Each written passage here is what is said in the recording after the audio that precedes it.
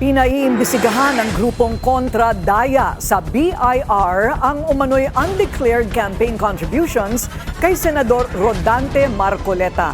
Kung di raw uubra ang reklamo ay desidido silang iakyat ito sa Korte Suprema. Narito ang agenda report ni Joash Malimban.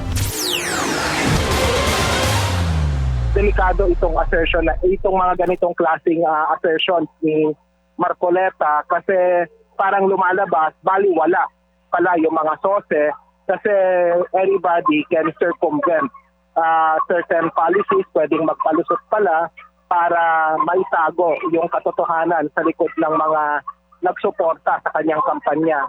Kasunod ng mga inihaing reklamo laban kay Senator Rodante Marcoleta sa Commission on Elections at Ombudsman, nahaharap naman ngayon sa isang possible investigation ang senador sa Bureau of Internal Revenue o BIR. Nagsumite kasi ng isang formal letter ang election watchdog na kontradaya sa ahensya para imbestigahan ng senador sa possible tax fraud, donors tax violations at failure to report taxable income. Kasunod yan ng undeclared campaign contributions ni Marcoleta sa kanyang Statement of Contributions and Expenditures o SOSE na una nang iniulat ng Billionaire News Channel. Basehan ng reklamo ng kontradaya ang direktang pag-amin ni Marcoleta sa isang TV interview na hindi niya inilagay ang kanyang campaign donors alinsunod sa kanilang kahilingan at para na rin aniya sa kanilang seguridad. Ayon kay kontradaya convener Danilo Araw, malinaw na may substantial tax implications din ang pag-amin ng senador lalo na't hindi malinaw kung magkano sa campaign donations ang kanyang ginamit at ang kanyang ibinulsa.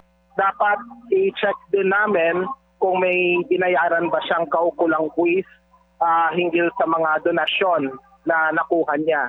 Kumbaga, it doesn't matter kung nakuha niya yung donasyon before or after the campaign. Ang mas dapat na usapin dito ay kung nasettle ba niya yung kanyang mga tax obligation. Una na kasing sinabi ng COMELEC na dapat ay i-declare kung mayroong excess campaign donation at dapat bayaran ng karampatang buwis nito. Isang halimbawa ani Araw ay ang pagbabayad ni Manila Mayor Isko Moreno ng buwis nang ibulsa niya ang 50 million pesos excess campaign funds noong tumakbo siya sa pagkasenador noong 2016. Ang parang sinabi lang niya, nakuha niya ang mga donasyon mula sa mga taong ayaw magpakilala bago yung campaign period. Kapag ganito lang ang pahayag ng mga kandidato, it sets a very dangerous precedent, lalo na sa 2028 elections.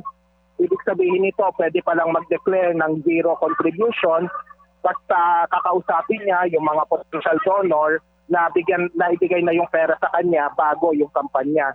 Kasalukuyan pa rin nakabinbi ng mga isinampang complaint ng grupo sa COMELEC at sa Ombudsman, pero panawagan nila transparency at accountability. Handa rin daw silang iakyat sa kataas-taasang hukuman ang kanilang mga inihaing reklamo sakaling ibasura ito ng COMELEC at ng Ombudsman.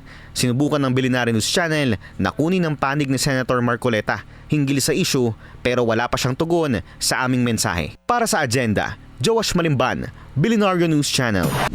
Manatiling nakatutok sa Billionaire News Channel. Sumubaybay sa aming social media accounts at mag-subscribe sa aming YouTube channel para sa mga bago at eksklusibong balita.